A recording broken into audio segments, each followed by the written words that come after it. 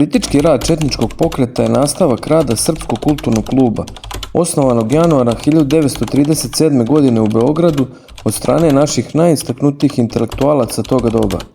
Čelni ljudi Srpskog kulturnog kluba već leta 1941. godine odlaze na Ravnu Goru, gde po nalogu generala Draže Mihajlovića osnivaju Centralni nacionalni komitet Kraljevine Jugoslavije kao savjetodavno telo. Predsjednik Srpskog kulturnog kluba, akademik i profesor Slobodan Jovanović, januara 1942. godine postaje predsjednik vlade Kraljevine Jugoslavije. Za svog vojnog ministra postoji generala Mihajlovića. Članovi Srpskog kulturnog kluba koji su otišli na Ravnu Goru bili su akademik, pisac i advokat Dragiša Vasić, dr. Stevan Moljević, dr. Mladen Žujović, dr. Vojislav Vujanac, dr. Vojin Andrić, koji je uoči rata spremao doktorat kod Slobodana Jovanovića, i kao i mnogi drugi. Predsjednik Centralnog nacionalnog komiteta do 1943. godine bio je Dragiša Vasić, kada ga zamenjuje Stevan Moljević. Srpski kulturni klub je osnovan radi zaštite interesa srpskog naroda, ugroženih nametanjem jugoslovenske ideologije i posebno ustupcima davanim Hrvatima. Ovo je naročito došlo do izražaja avgusta 1939. godine, kada je uredbom bez rasprave u Skupštini proglašena Banovina Hrvatska. Članovi kluba nazvali su političkim samoubistvom ostavljanje milion Srba i vekovnih srpskih teritorija u granicama Banovine Hrvatske. Srpski kulturni klub se zalagao za hitno osnivanje srpskih jedinica u okviru Kraljevine Jugoslavije. Ta jedinica bi se nazvala Srpske zemlje, a obuhvatala bi Vrbavsku, Drinsku, Dunavsku, Moravsku, Zetsku i Vardavsku Banovinu, kao i srezove Brčko, Travnik i Fojnice iz Banovine Hrvatske. Predlog kluba bio je da se za glavni grad srpskih zemalja proglasi Skoplje. Slobodan Jovanović je rođen 21. novembra 1869. godine. To je prvi Srbin sa imenom Slobodan. Krstila ga je ćerka Svetozara Miletića, jer je njegov otac Vladimir, poznati liberal, tada bio u zatvoru. Slobodanova sestra dobila ime Pravda, ali ono se nije ustalilo u narodu. Srednju školu Slobodan je završio u Beogradu, a prava u Ženevi. Najpre je radio u Ministarstvu spoljnih poslova Kraljevine Srbije. Od 1897. do 1905. godine bio je profesor Beogradske velike škole, a zatim do 1937. godine profesor državnog prava na Pravnom fakultetu u Beogradu. Dva puta je bio rektor Beogradskog univerziteta, 1913. do 1914. i 1920. do 1921. Tokom Balkanskog rata, kao i tokom Prvog svjetskog rata, nalazio se na službi pri vrhovnoj komandi srpske vojske. Naredne 2 godine, 1919. i 1920. Slobodan Jovanović je jedan od stručnjaka u delegaciji Kraljevine Srbije na mirovnim pregovorima u Parizu. Od 1937. Jovanović je predsjednik Srpskog kulturnog kluba, a 1941. prihvata se potpredsjedničkog položaja u pučinskoj vladi generala Dušana Simovića. Aprila 1941. sa vladom odlazi u izbeglištvo. Od januara 1942. do juna 1943. godine bio je predsjednik Jugoslovenske vlade i zastupnik ministra vojske, mornarice i vazduhoplovstva generala Draže Mihajlovića. Sa te funkcije je smenjen pritiskom Engleza. Kada su komunisti osvojili Kraljevinu Jugoslaviju, Slobodan Jovanović je ostao u emigraciji. Od jeseni 1945. on je predsjednik Jugoslovenskog narodnog odbora u Londonu. Bio je član Srpske akademije nauka i umetnosti i još 10 stranih akademija.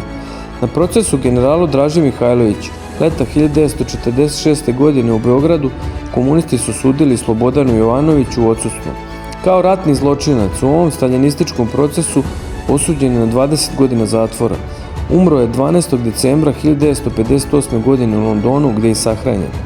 Mnogo godina kasnije njegovi posmrtni ostaci preneti su u Srbiju. Slobodan Jovanović je naš najznačajniji politički istoričar i pravni pisac. Njegove jednostavne, a duboko promišljene rečenice su nešto najbolje ikada napisano iz te oblasti na našem jeziku. Sabrana dela Slobodana Jovanovića, objavljena uoči Drugog svjetskog rata, ponovljena su i dopunjena tek posle 90. godine uz velik otpor komunističkih vlasti. Na mjestu predsjednika vlade u Londonu srpski narod je imao svog najboljeg predstavnika, ali ipak mora da doživi sudbinu kakvu je doživeo zbog sebične politike velikih sila, pre svega Velike Britanije. O generalu Mihajloviću Slobodan Jovanović je kasnije pisao u više navrata i njegovu kao ostalom i sudbinu čitavog srpskog naroda po Jovanoviću zapečatili su drugi. Ali u teškim uslovima, kada nije mogućno izračunati uslove za uspeh, Draža je učinio ono što jedino ostaje, to je ispuniti dužnost. General Mihajlović nije postigao uspeh, ali je svoju dužnost ispunio, pisao je Jovanović. Time je on postigao moralni i patriotski podvig. U članku Dražin mit iz 1952. godine Slobodan Jovanović je objašnjavao značaj Dražinog podviga. On je ušao u red onih legendarnih ličnosti koje imaju pokolenjima da služe za primjer. Te su ličnosti jedna vrsta narodne svesti. Pozniji naraštaji moraju da paze da se pokažu dostojni tako velikih predaka.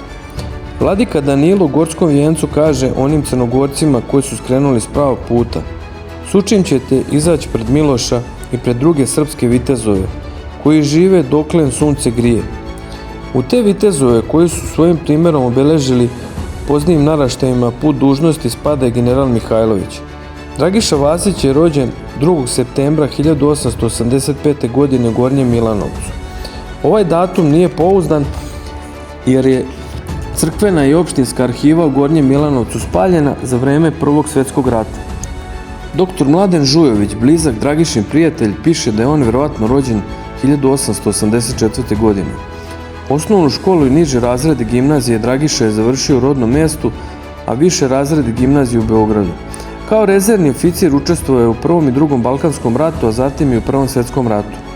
Vasićeva književna karijera započinje 1914. godine, kada je nagrađen na konkursu politike za jednu priču napisanu prema istinitom događaju iz rata protiv Bugara. Stupanje u novinarstvo 1920. godine za Vasića je ujedno predstavljalo i stupanje u politiku.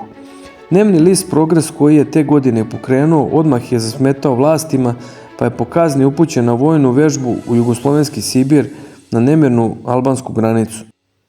Sljedeće godine Dragiša Vasić sarađuje sa Republikom, listom Republikanske stranke. Potom je izabran za člana glavnog odbora ove stranke. U to vrijeme Dragiša Vasić počinje da se bavi advokaturom. Postaje ugledni beogradski advokat i vremenom sve manje piše. Posljednja Vasićeva knjiga, zbirka pripovedaka Pad s građevine, izašla je 1932. godine. Napisao je ukupno 4 publicističke knjige, 4 zbirke pripovedaka i 1 roman. Bio je jedan od najvećih i najuglednijih pisaca svoga doba. Januara 1937. godine Dragišu Vasića vidimo među osnivačima Srpskog kulturnog kluba. Od 1939. godine on je glavni urednik nedeljnika ovog kluba Srpskog glasa, koji je često zabranjivan.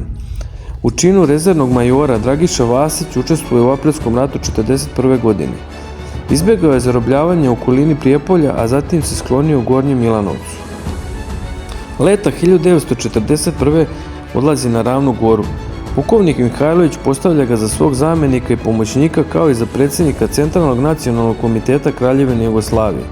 Od septembra u oslobođenom Gornjem Milanovcu Dragiša Vasić je glavni urednik prvog četničkog lista Sloboda ili smrt. U Njemačkoj ofanzivi narednog mjeseca Gornji Milanovac je spaljen, a među ostalim izgorela je i Vasićeva kuća. List Sloboda ili smrt prestaje da izlazi, ali Vasića uskoro vidimo na čelu novog centralnog glasila pokreta, Ravna Gora. Njemci hapse Vasića u porodicu i odvode u banjački logor, ali on odbija javno upućen poziv za predaju. Od 1943. na mjestu predsjednika Centralnog nacionalnog komiteta Dragišu Vasića smjenjuje Stevan Moljević, a on se posvećuje pisanju knjige Istorija Ravne Gore. Rukopis knjige je kasnije pao komunistima u ruke i do danas nije objavljen. Te godine Vasić postaje pomoćnik generalnog inspektora trupa pukovnika Jevrema Simića. Januara 1944. godine Dragišu Vasića vidimo na Svetosavskom kongresu u selu Ba, a zatim u političkim telima. U jesen se sa vojskom povukao prema Bosni. Aprila 1945. godine polazi sa Pavlom Đurišićem, želeći da dođe na teritoriju pod kontrolom zapadnih saveznika. Stradao je sa Đurišićem u Jasenovcu. Vasić je bio veoma emotivan čovjek, više pisac, no političar i vojnik, i ta njegova osobina smatra se uzrokom njegovog političkog neslaganja sa generalom Mihajlovićem. Još leta 1941. primjera radi Dragiša Vasić je ubeđivao Dražu Mihajlovića da se četnički pokret proglasi srpskom, a ne jugoslovenskom vojskom. I sam Draža je verovatno to podjednako želeo, ali predlog nije prihvatio, smatrajući da bi u tom slučaju izostalo savezničko priznanje. Draža je bio profesionalni vojnik sposoban da obuzda emocije, dok je Dragiša ponekad umeo da razmišlja srcem.